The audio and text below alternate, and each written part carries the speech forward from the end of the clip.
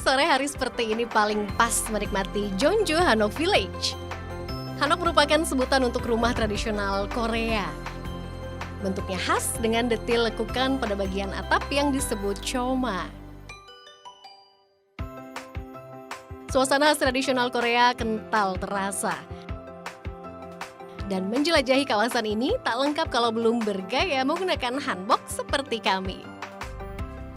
Tada, kita sudah pakai hanbok lengkap, siap menelusuri Jeonju Hanok Village.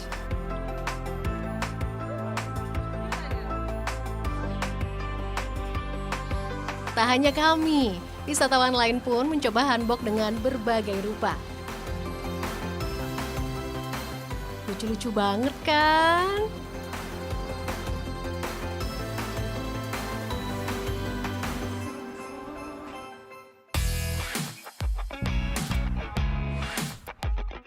Ada sekitar 800 hanok di sini. Sebagian besar telah disulap menjadi lokasi wisata, rumah makan, penginapan, dan toko souvenir. Sebagian lainnya masih ditempati. Jeonju Hanok Village ini merupakan peninggalan dari zaman dinasti Joseon, di mana pada awal dinasti tersebut berlangsung praktik agama seperti Islam dan juga agama lainnya ini sempat dilarang, sehingga peradaban Islam yang sebelumnya telah ada sekitar abad ke-5 dan juga abad ke-7 dari sejarah Korea ini sempat hilang. Meski pada zaman dinasti Joseon, Korea Selatan sempat tertutup bagi pendatang asing, kini tak lagi.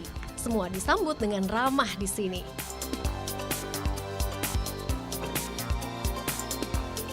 Jauh-jauh ke sini, plus sudah berkostum kece begini, wajib foto-foto dong. Oh iya, Jeonju adalah surga makanan. Segala jenis jajanan unik dan menarik bertebaran di sepanjang jalan ini. Kami pun memilih jajanan yang saya, Nana, dan Sinta bisa makan.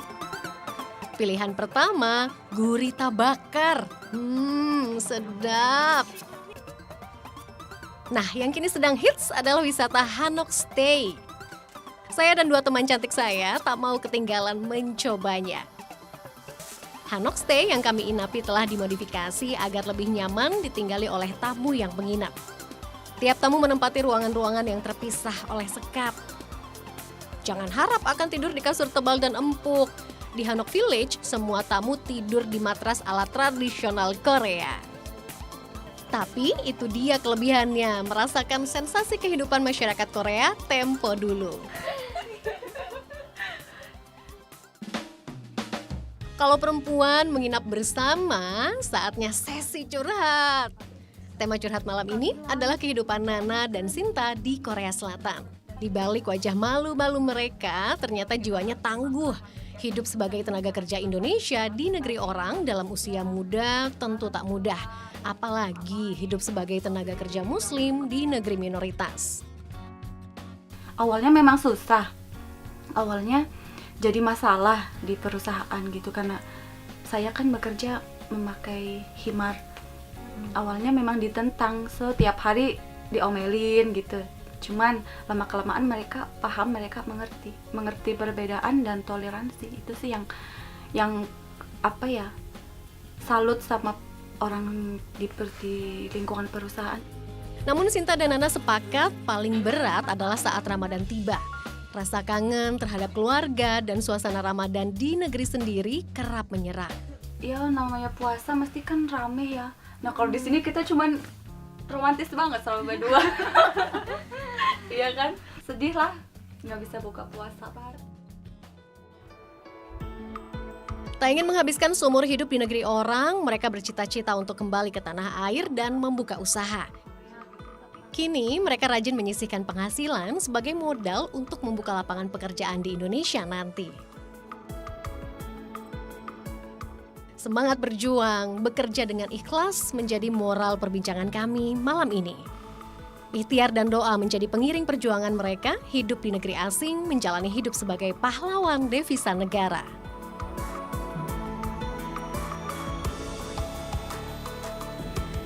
I explained to him about Aqidah. Islam Aqidah. Really very nice Aqidah.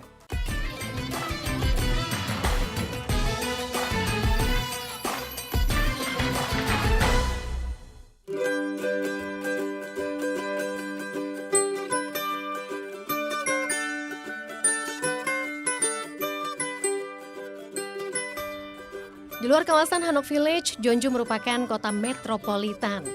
Ibu kota Jeolla Utara ini suguhkan pemandangan layaknya kota besar yang sibuk.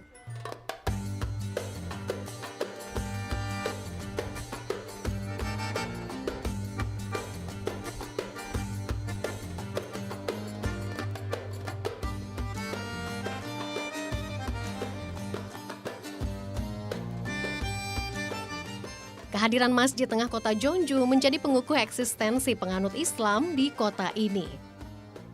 Saya langsung disambut oleh Abdul Wahab Zahid, Muslim keturunan Suriah, imam sekaligus pemilik masjid ini.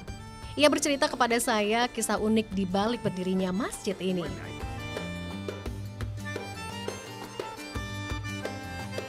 Sekitar tahun 1980-an, seorang sahabat memberinya $1 juta Amerika untuk membangun bisnis komputer. Abdul Wahab Zahid diminta untuk menjadi manajer perusahaan tersebut, namun ia menolak. I meet businessman in Seoul. He want to make some business here, and he want my help. I said to him, I cannot work business. I no need money. I didn't came here for money. I came for make dawah. For that, he said to me, final. If you don't want money, what you want? I say I make Islam in 2 cities. I need 1 masjid.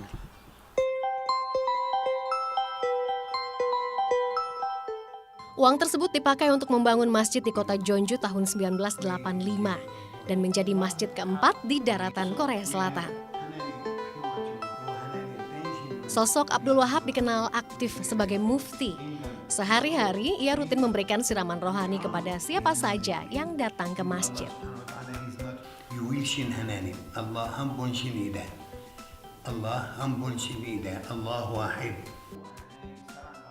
Menyebarkan agama Islam, begitulah misi hidupnya. Itulah yang membuatnya betah menetap selama lebih dari 30 tahun di dataran selatan Korea. Dan misinya berbuah manis. Tidak hanya membangun sebuah masjid, banyak warga asli Korea yang berpindah agama memeluk Islam. Metode syiarnya ialah berdialog. Memberikan pencerahan melalui pelajaran iman kepada Sang Pencipta dan ilmu mengenai akidah Islam sesuai dengan ajaran yang tertera di kitab suci Al-Quran. I explained to him about aqidah. Islam aqidah, really very nice aqidah. Oh, no religion like Islam. We call everybody, not to ourselves, not to me, not to you, not to anyone. Call them to believe one God, creator of sky. We teach every Korean, he accept Islam, more and more aqidah, belief, shinang, to be Muslim really. Allah subhanahu wa ta'ala, he say, you cannot give hidayah to anyone if he don't want. But if he want, I will give him hidayah. Setidaknya lebih dari 90% dari penduduk Muslim di Jeonju atau sekitar 600 Muslim bersyahadat di masjid ini. Salah satunya Umar. Mualaf Korea ini tengah dipersiapkan untuk menjadi penerus Abdul Wahab. Ya, menjadi imam di Masjid Jeonju. Setiap hari Umar datang ke masjid, ia giat mendalami ilmu agama sekaligus belajar berdakwah. Ia sadar bahwa menyebarkan agama Islam di Korea Selatan bukan perkara mudah. 이맘을 공부하는 것은 제 개인적인 생각이지만은 이맘은 많은 걸 공부를 해야 돼요. 꾸란도 많이 알아야 되고 많이 꾸란도 암송해야 되고 그리고 가장 중요한 것이 자기가 이슬람적으로 실천이거든요. 아직 저는 많이 부족해요. 여기 전주 이마님 밑에서 아직 많이 공부를 해야 되기 때문에 마음대로 많이 준비를 하고 있어요. 하지만 전 부족하다고 생각을 해요. 이맘을 한다는 것은요. Sementara Marwah, istri Umar, selalu setia mendampingi. Sebagai istri, Marwah tak henti memberikan dukungan, terutama ketika sang suami mengalami kesulitan dalam mempelajari Islam. Make a big effort to learn Arabic and Quran. there is a lot of difficult because Arabic letters, there is no similar in Korean letters. The phonetics and the way to pronounce it, it is so hard to him. So he is making a lot of effort. He is spending a lot of time each day to practice how to read Quran, how to read Arabic. So each other have to make effort to do that.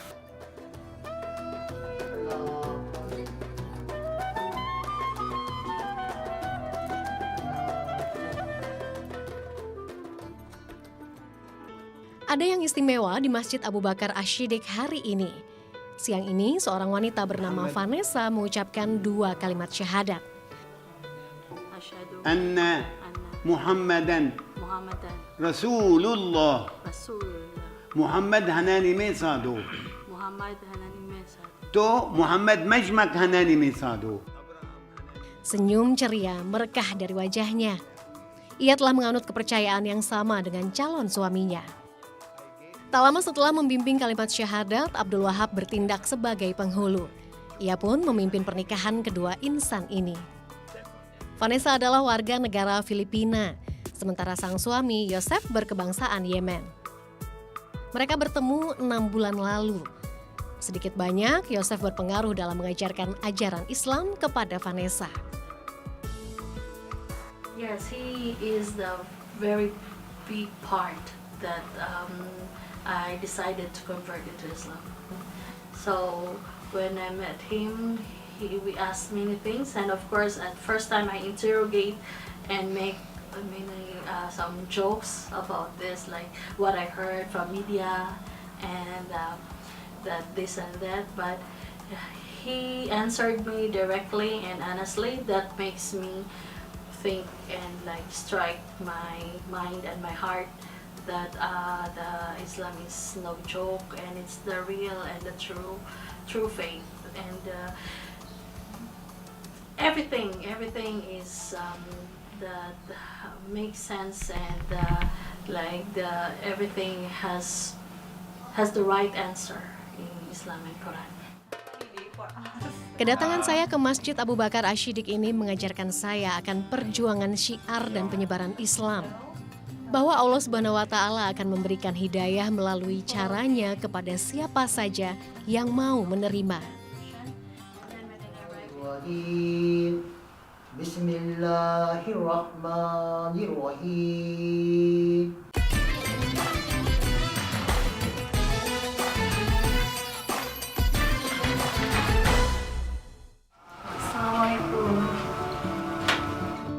Sepulang dari masjid, Marwah dan Umar mengundang saya untuk singgah ke rumah mereka. Lokasinya tak jauh dari masjid. Mereka baru menempati flat ini 2 bulan lalu. Karena itu belum banyak perabot yang menghiasi rumah ini. Marwah adalah warga negara Yunani. Menikah dengan Umar membuatnya rela meninggalkan tanah airnya. Mereka memilih tinggal di Jeonju agar dekat dengan sang imam. Ya, mendalami ilmu agama dan menyebarkan ajaran Islam menjadi tujuan mereka tinggal di negeri ginseng ini. Bismillahirrahmanirrahim. Alif Lam Mim. Tanzilul kitabi la rabbina fihi. Tanzilul kitabi la raiba fihi bir rabbil alamin. Sehari-hari Umar rutin belajar mengaji. Marwah menemani sekaligus membimbing jika sang suami menemukan kesulitan. Umar dan Marwah menjadikan sunnah Rasul sebagai panutan. Mereka mengajarkan saya bahwa pernikahan sejatinya adalah untuk mencari ridho Allah. Seperti yang tertera pada surat Ar-Ra'd ayat 38. Dan sesungguhnya kami telah mengutus beberapa rasul sebelum kamu, dan kami memberikan kepada mereka istri-istri dan keturunan.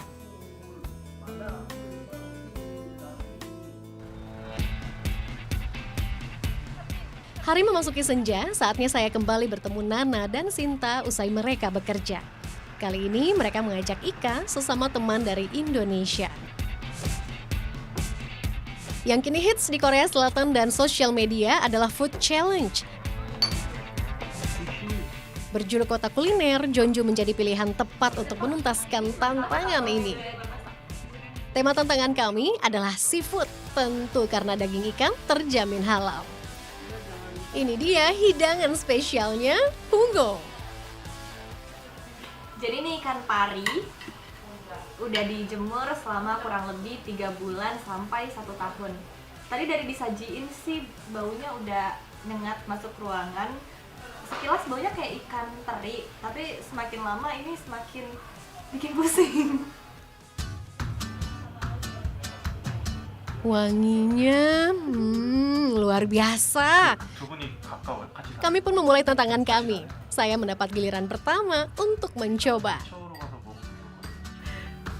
Coba kita cium.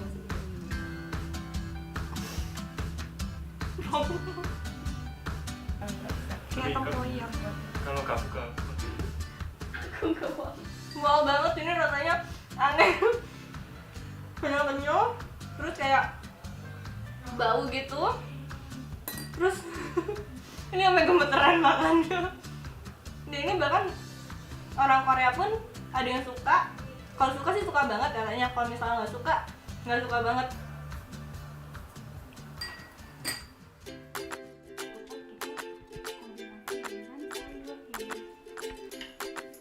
Giliran berikutnya adalah Nana. Ekspresinya Nana, ya ampun.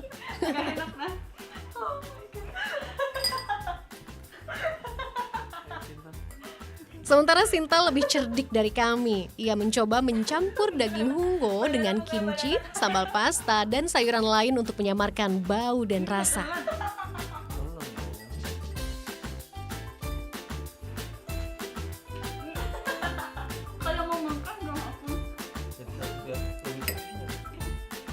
Terakhir giliran Ika. Dan ternyata Ika satu-satunya yang berhasil memakan ikan ini dengan santai. Biasa aja kok rasanya. wih, sombong. Baik. Dia paling takut dia. Habisin.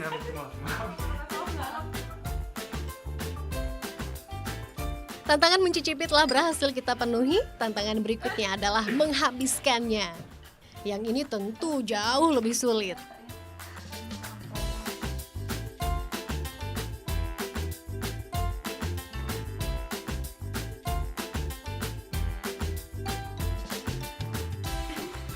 Paling tidak, setelah makan berkali-kali, rasanya menjadi sedikit lebih baik.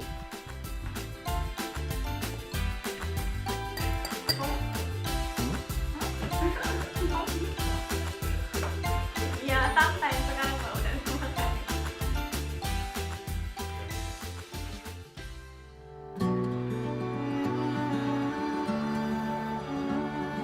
Perjalanan saya kali ini sedikit banyak membuka mata saya mengenai kehidupan Islam di sudut lain negeri dataran timur nan tenang ini.